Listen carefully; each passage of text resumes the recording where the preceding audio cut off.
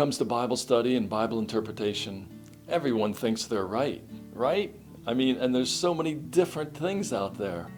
Where is it that the truth can actually be found? There is only one correct, proper interpretation of God's Word.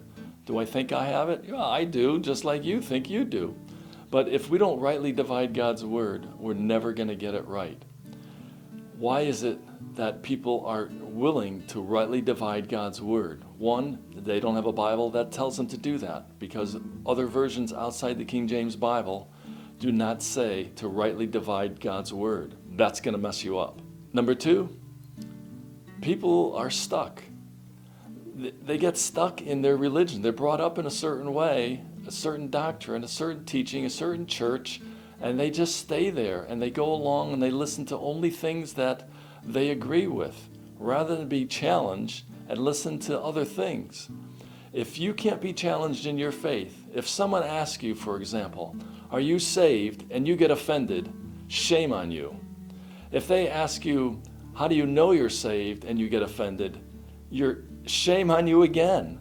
That's not something to be ashamed of. That is something that we should be willing and able to exposit to anyone who asks at any time.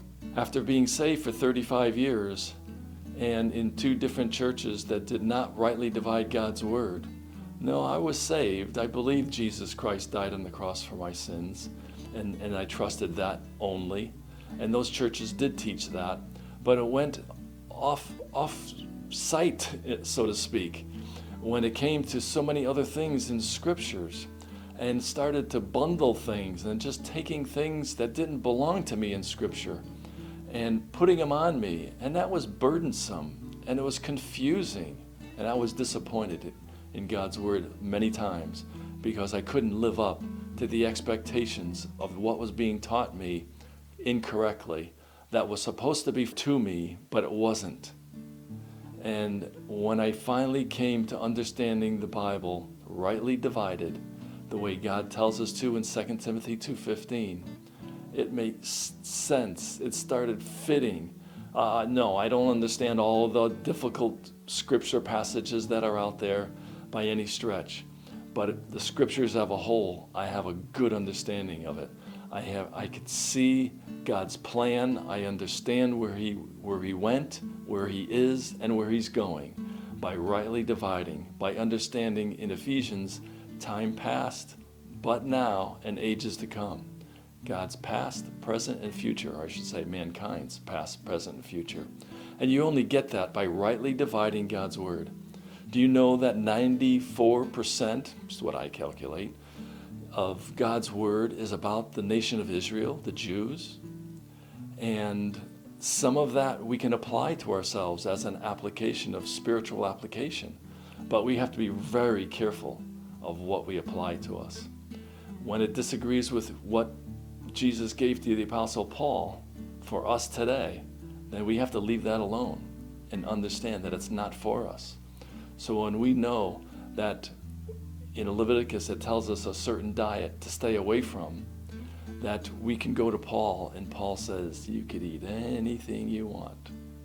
I could understand it. I can appreciate God's Word rightly divided. It makes sense to me. Thank you for your time. I hope this has been slightly helpful.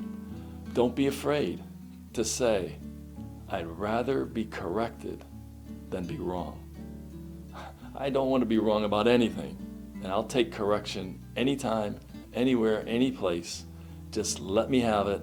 I want to know. I'd rather be corrected than be wrong.